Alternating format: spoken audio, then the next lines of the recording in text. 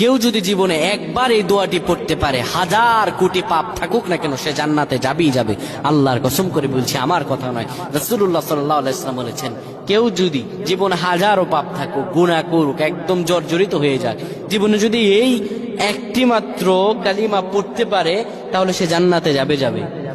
নবীজি বলেন, কোন ব্যক্তি যদি পড়ে লা ইলাহা ইল্লাল্লাহ দাখালাল জান্নাহ, লা ইলাহা ইল্লাল্লাহ দাখালাল জান্নাহ, কেউ যদি জীবনে একবার এই দোয়াটি পড়তে পারে, সে যতই পাপ করুক না কেন, শত পাপের মধ্য দিয়ে আল্লাহ রাব্বুল আলামিন তাকে জান্নাতে পৌঁছায় দিবে।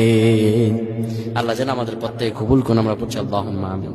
কেউ যদি জীবনে একবার এই দোয়াটি পড়তে পারে, হাজার কোটি পাপ থাকুক না কেন সে জান্নাতে যাবেই যাবে। আল্লাহর কসম করে বলছি, আমার কথা নয়।